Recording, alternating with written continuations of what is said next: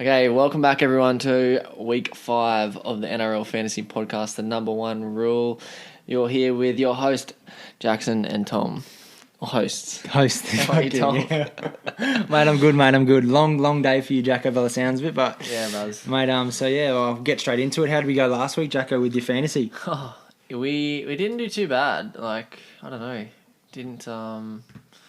Didn't score too bad in our leagues. Man, our league is just tough.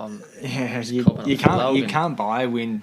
Jacko, It's a lottery. Jacko needed 30 from Willie Army. In his last game, obviously came off with a calf injury, and that ship sailed. So I ended up with a elusive draw, 9-10. Luciano thought he did enough, but then after updates, we ended up drawing. So What score did you get? I got 9-10 last week, mate. So still in the 900s. My team overall still ranked 1193, so I'm still in the top 1200. Dropped down a little bit out of the 900th, but see how we go. He was a bit of a weird week for fantasy though. Like you had a bit of the guys with the out of the box teams went really well because you had your Papali scoring big and all that kind of jazz. So yeah, for sure. What did I get? 883. So Coruscant kind of dropped off a little bit. Haas did well as expected. Sewer did me well. Katoa kind of dropped off a bit. Who else? What do we got? Willie Army, like you said, he got 3. Yeah. Drinkwater and Pappenhausen are big disappointments if you're rolling with them like I am. So they're definitely an option on the trading block, whether one more week or not. Tarpany for me has just been rolling the cash. I'm very happy that I started with him.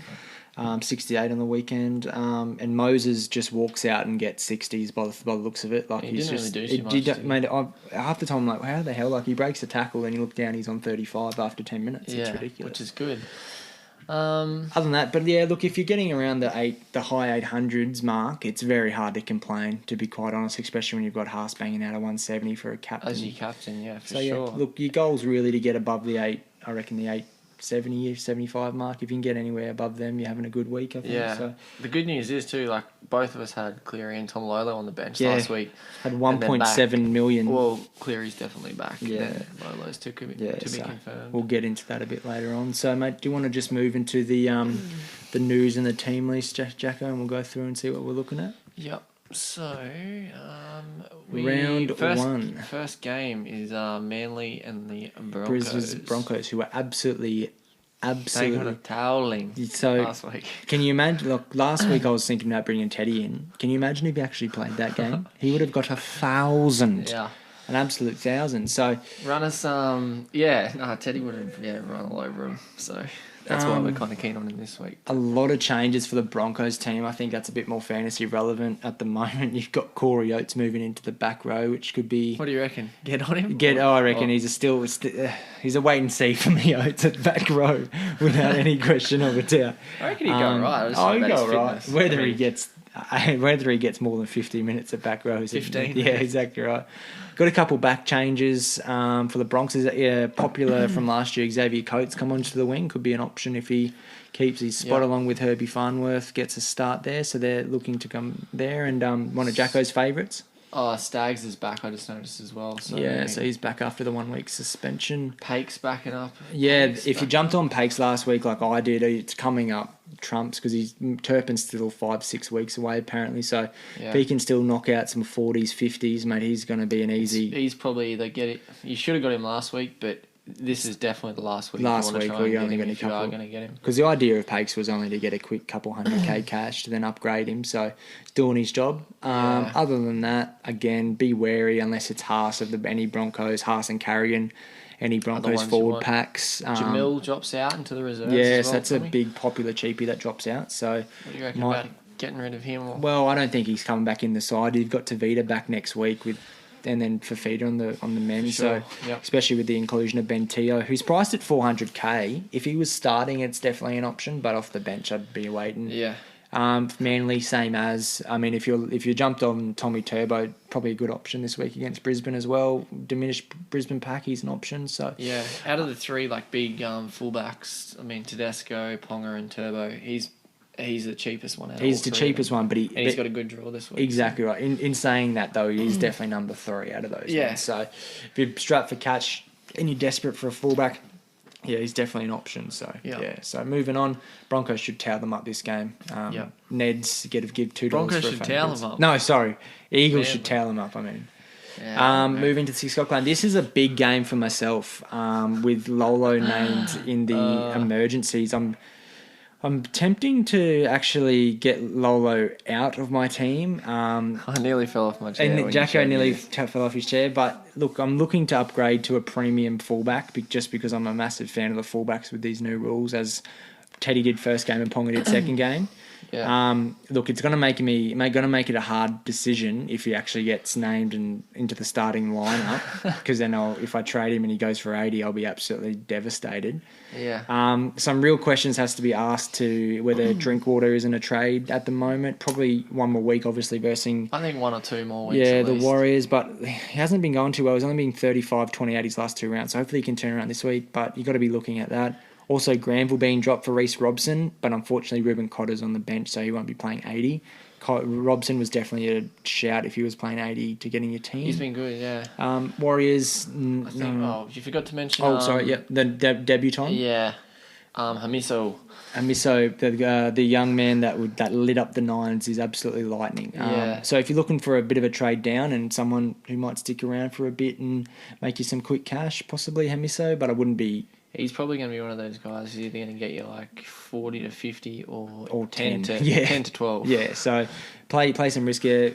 But he's cheap. He's yeah, like exactly price. right. So if you're looking to bring in a gun and you need a cheapie, he's definitely an option. Yeah. Warriors. I think, what do we got on the Warriors? Mate, you've got Tane, I can never say it's Tanea Brown. Tanua Brown. He did good last week. He did very well. He doesn't play a lot of minutes though, which I don't like. He only plays about 36, 35 but he minutes. pumped out another 50 plus. So hard to argue, but I think I've missed the boat on him. Alisa Katoa, I mean, if you're not on him already, it's probably a bit of a ship's gone and you're without a life jacket. Only got a 30 last week, so Katoa's still got a pretty good break even. Katoa's break even 6. of 6. So look, he's probably not completely out, but I like a lot of the ones there. It's an awkward price where he's not going to be rocketing up. The money where when he was at low prices. Other than that, I'd be steering clear of the Warriors, to be quite honest. Apart just from for those now. two, you wouldn't really get anyone else. Exactly right. I think so. Third game, you've got Eels and Panthers. Should be a another great big game. So It's going to be so good to be able to put Cleary in me7 again. Oh my god. He's going to finally earn his keep. Yeah. So looking at the Panthers, who we got? We got Stephen. Is it Crichton or Crichton? Crichton. So yeah, Crichton's. I picked him up last week. Wasn't How the did most you rate him? impressive. Did you watch the game as well? Yeah, only a 28. They didn't really go his way the second half. Poor bugger.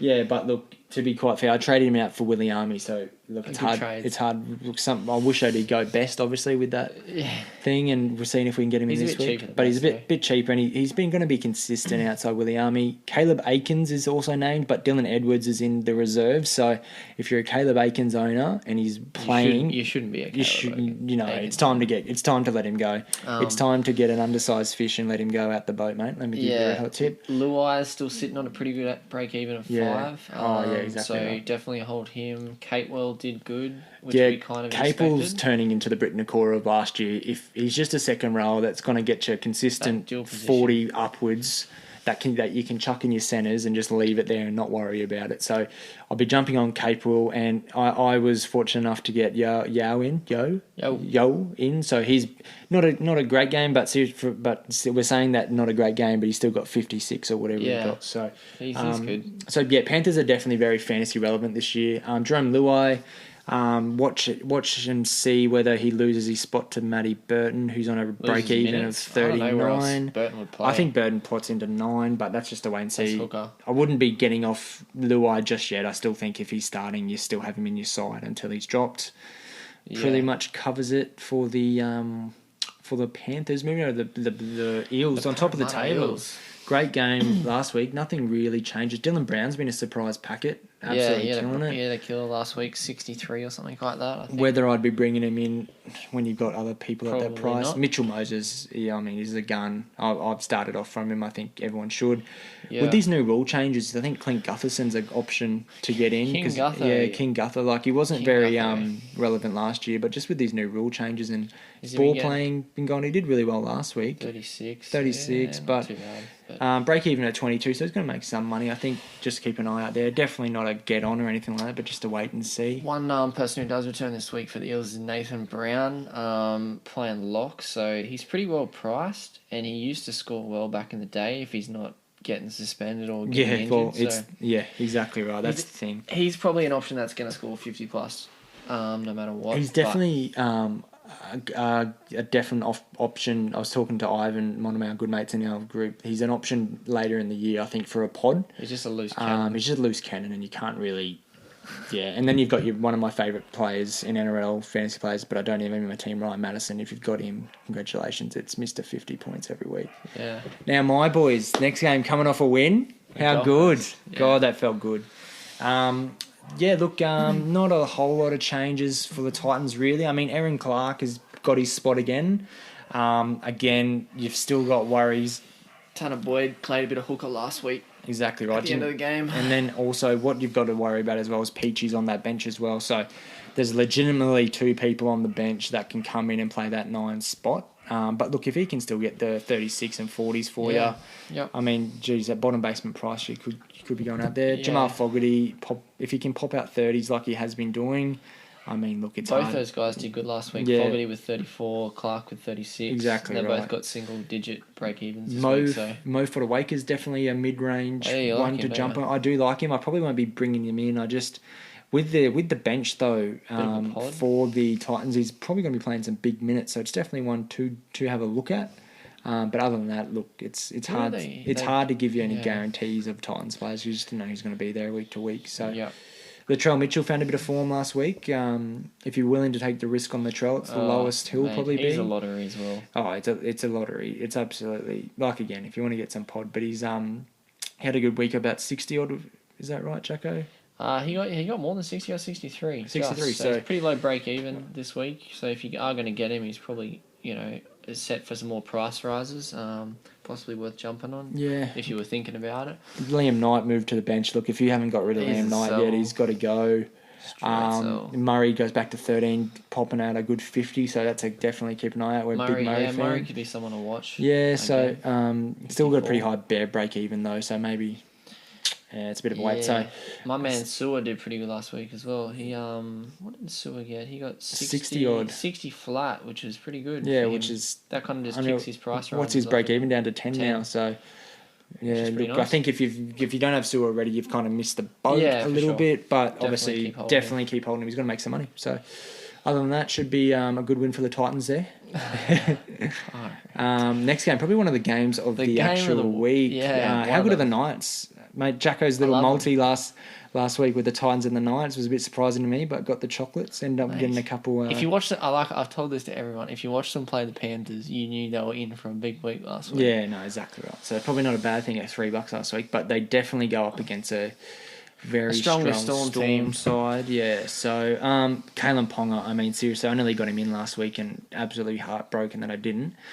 He's going to be one of the premium fullbacks. If you can get him in, good on you. He'll keep pumping those out, goal kicking as well. So yeah, the biggest talking point of the Knights at the moment, Bradman Best. Oh mate, it's pick your poison.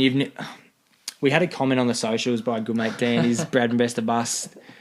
A must buy. He nearly is at a BE of 29. Their draw isn't great coming in. They got a couple hard games with the Storm being tonight, but mate, with a BE of 29, I mean, he's going to make some money, even if he is there just to make 150k for you to then upgrade to. Like, if you want to burn a trade on him, for sure, go for it. If you have problems that you need in your wing fullback, look, you could do a lot worse. And for like someone that's averaged 70 odd, and then with a BE of 29, I mean, seriously, negative 29. Sorry.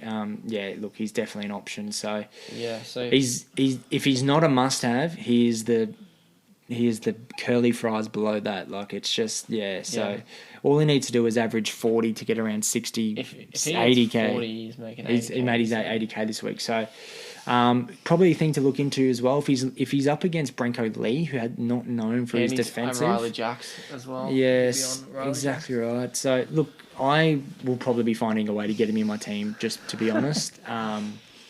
Yeah. Other than that, Tex Hoy remains at 14. You wanted to have a bit of a chat about Andrew McCulloch, mate. McCulloch. I was looking at McCulloch. He's just under 600k. I don't know. He would definitely be a bit of a pod. And just watching last week, like if you look at his stats, he made a difference to that Newcastle pack too, didn't he? Like played 80 minutes and got 69. Whereas and that's kind of, I don't know if like back a few years ago when he used to be one of the top like 3 fantasy hookers.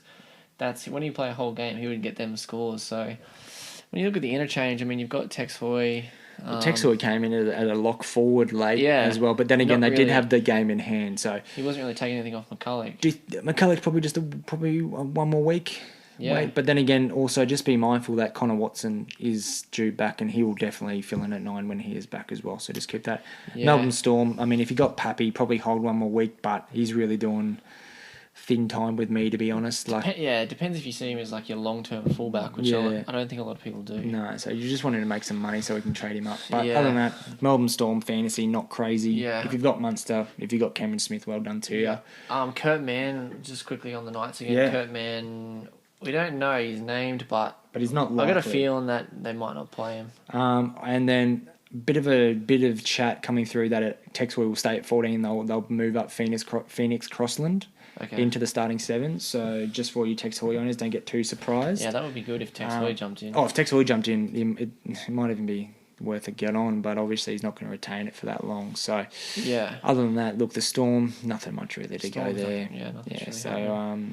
Moving on. What's our next game there, Jack? The Raiders and the Tigers. So Tigers were disappointing last week. I want to look at the Tigers. There's a few changes. Benji's dropped. Billy Walters dropped as well. That's big news for Harry Grant. He's going to play 80. Harry Grant really, my mate, I will give him another shout out. Daniel is. He played. He played 60. He only played 60. How much did he get there? 80. So if he plays 80 minutes, mate, you're looking at a legitimate captain contender. He's like the Payne Haas of. Yeah, like imagine that captain and Harry Grant. Yeah, you could. That's crazy. Seriously, like he's an absolute option. When you got a bloke that's averaging 71 who hasn't played 80, I mean, it's one of those ones you hear you're like, oh, shut up, idiot. But it's a legitimate. Someone's got to do that. Let's do that. Let's get someone to do that, yeah. Zane Musgrove comes back in the side, a cheapie in the starting side that I got rid of early, so definitely wouldn't be rushing him back in, but it could be a little bit of a cheeky go there. So yeah, Tigers-wise, that's pretty much it, though. What about the Raiders? What do we got? Oh, mate, same as, really. I think Papali had a massive week. Yeah, unchanged. Mate, they're unchanged. And Papali got a try, he had a big week. Horsburgh again. Oh, mate, I don't have him.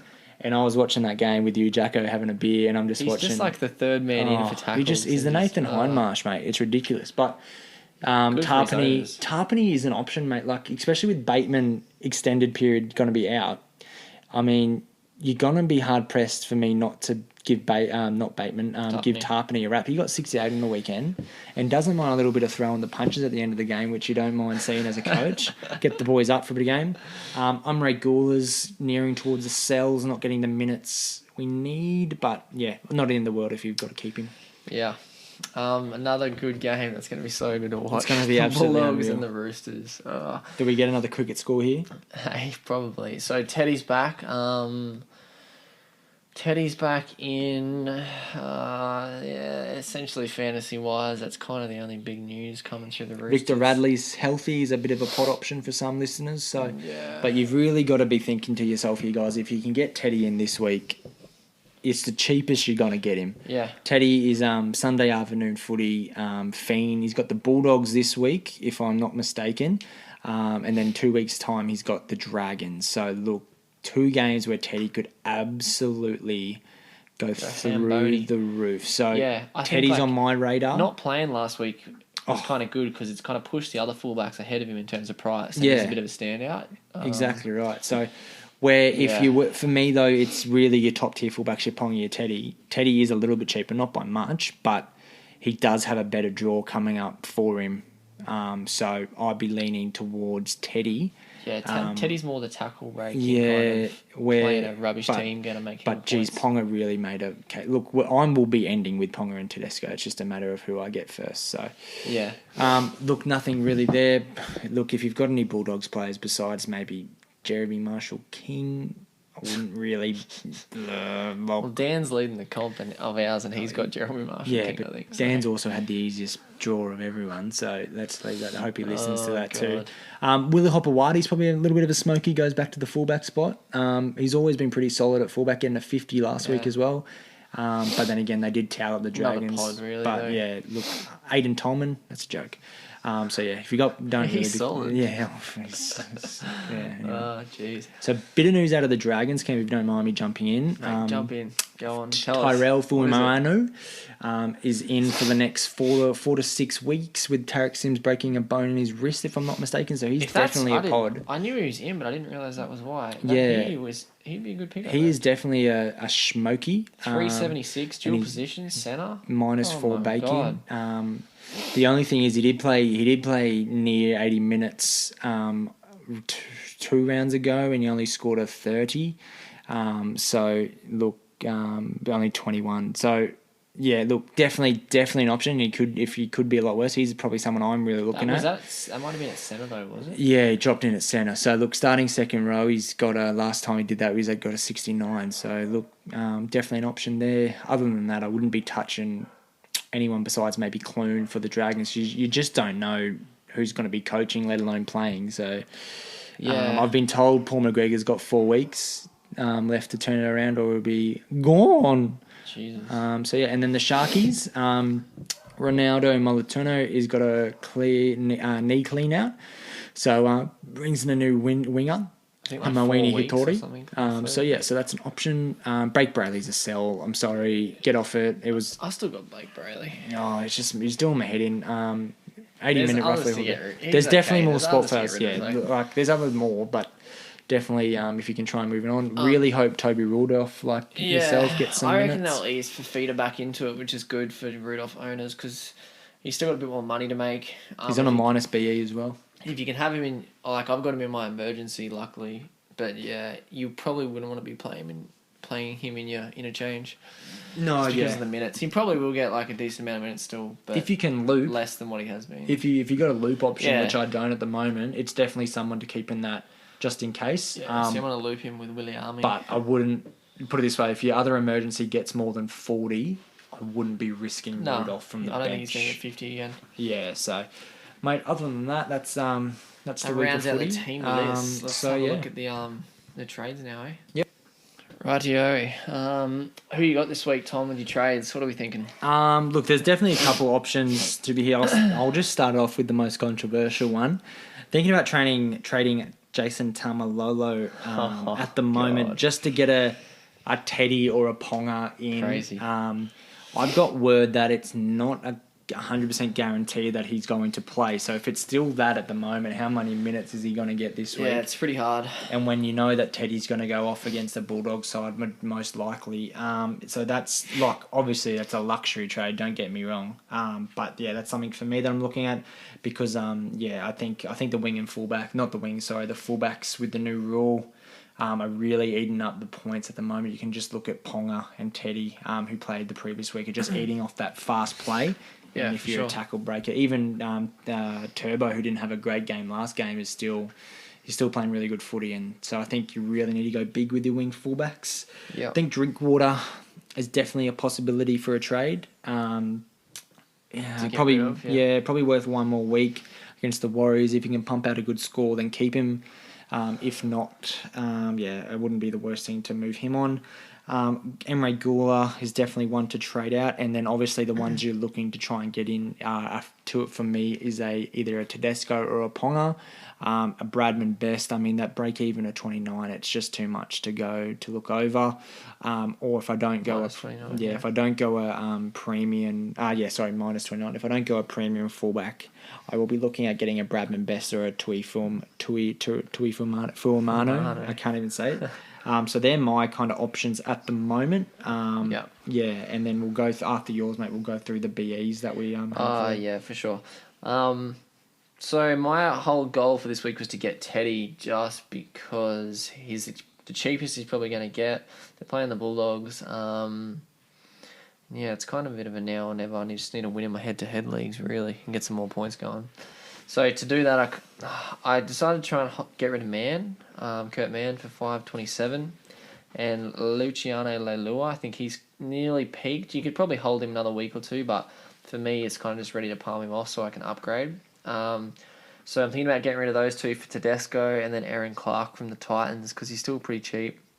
This week he has a decent break even and he's proven that he can get like a 35-point plus score.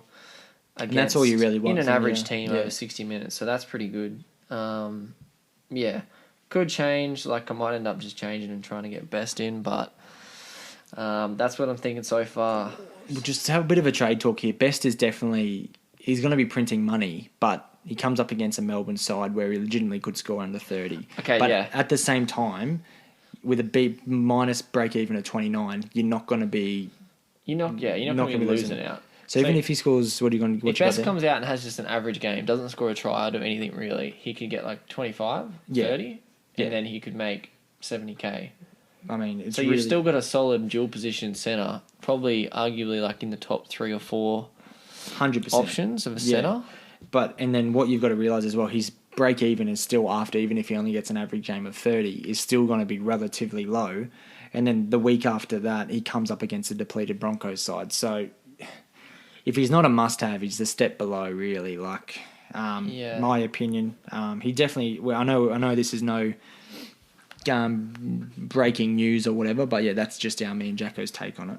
Yeah. Do you want to have a look at some of the other options from the post we put up on Instagram? Jacko posted up a really good.